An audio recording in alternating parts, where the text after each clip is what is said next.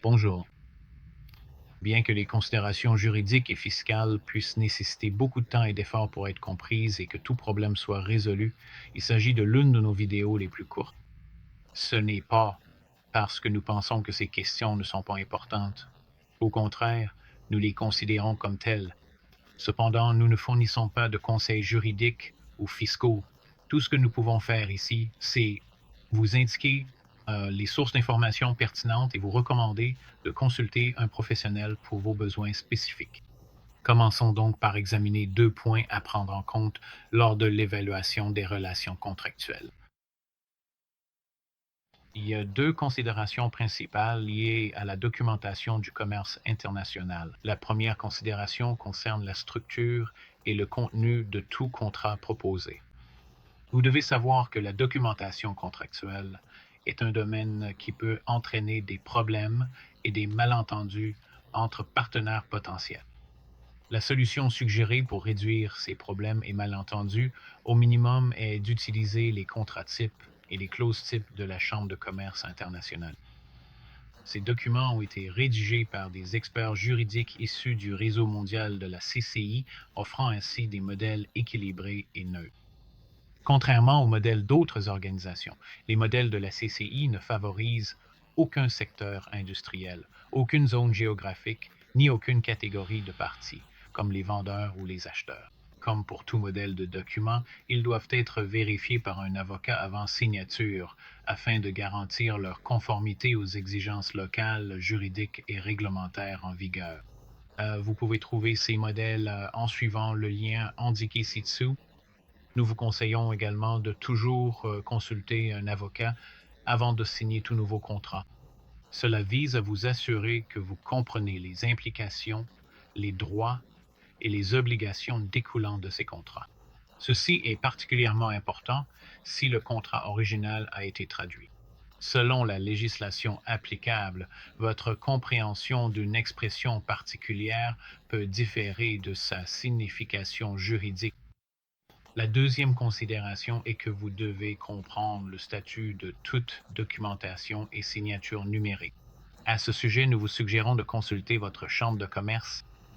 Vous devez vous assurer que tous les documents numériques importants échangés ont la même valeur juridique que leurs équivalents papier.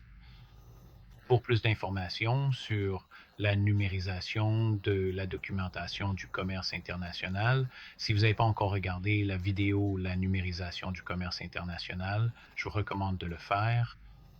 Après avoir clarifié toute question juridique en suspens, vous devriez également vérifier la situation concernant d'éventuelles obligations fiscales. Nous allons examiner ces points dans la prochaine diapositive.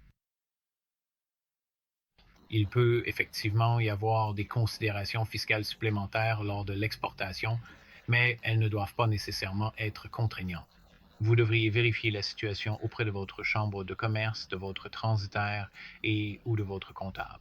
Toute taxe supplémentaire et toute exigence de déclaration fiscale qui pourrait s'appliquer à votre entreprise dépendront des incoterms utilisés du pays exportateur, du pays importateur, des termes de tout accord commercial entre ces pays, ainsi que du fait que le commerce porte sur des biens physiques ou des services.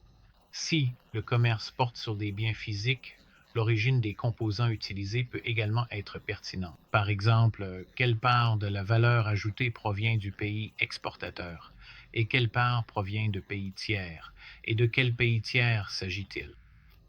Veuillez noter que dans certains pays importateurs, à des fins fiscales, vous pourriez être amené à vous enregistrer dans le pays importateur. Tarifs douaniers.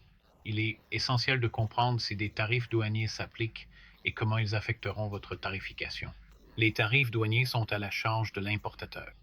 Par conséquent, la responsabilité de votre entreprise pour ces paiements dépendra du fait que vous soyez l'exportateur ou l'importateur. Cette vidéo ne constitue pas un conseil professionnel. Nous vous recommandons donc de contacter selon le cas votre comptable, votre transitaire, qui peut effectuer les déclarations auprès des autorités douanières nationales et étrangères, ou votre agent ou courtier en douane. Il veille à ce que les marchandises passent la douane et peuvent agir en tant que représentants directs ou indirects.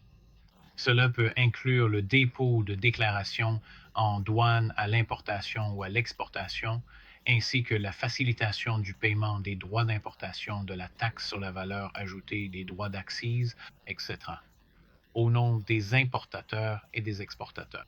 Votre chambre de commerce, c'est tout. Vous trouverez ci-dessous des liens vers l'Exporters Almanac, la documentation ICC et les Incoterms, qui précisent sans ambiguïté qui doit payer quoi. Merci d'avoir regardé. Si vous souhaitez me contacter directement, n'hésitez pas à le faire. Notre site web et mon adresse email figurent sur cette diapositive et dans la description ci-dessous. Si vous avez trouvé cette vidéo utile, merci de lui donner un like et de vous abonner à notre chaîne pour plus de conseils sur le développement de votre potentiel à l'international.